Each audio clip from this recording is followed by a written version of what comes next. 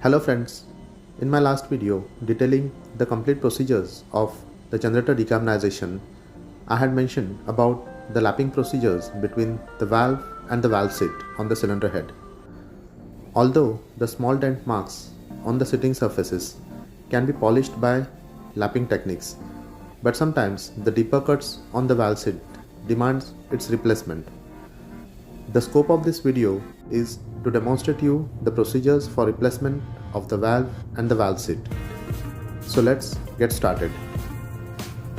Always apply a thin layer of grease on the cylinder head.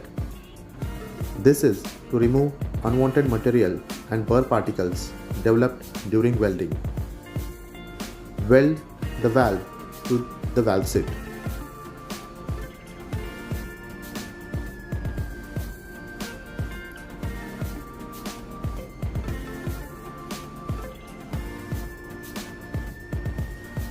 Heat the valve spindle.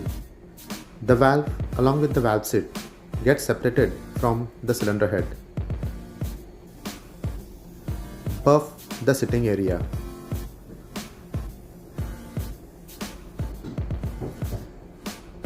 Inspect for any unwanted edges on the surface. There are two holes provided for the exhaust valve seat cooling. Inspect the holes are clear. Decrease the temperature of the exhaust valve seat by storing it in the provision room, say at -17 degrees Celsius.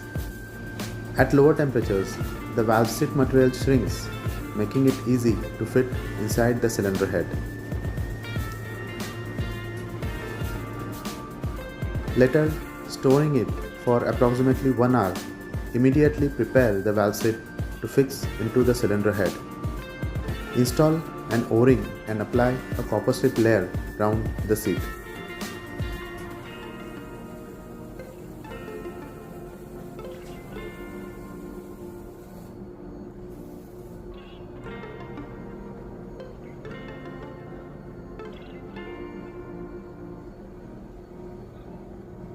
Fit the seat evenly into the groove and using a new valve spindle, strike it down into the cylinder head.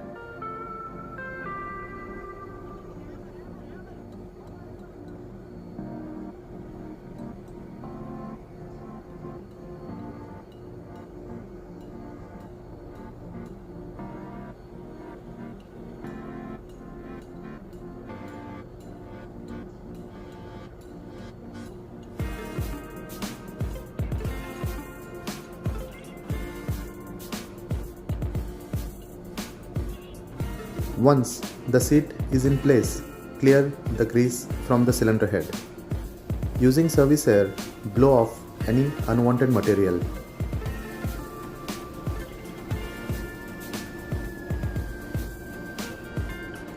Punch an identification mark to distinguish the valve and the seat.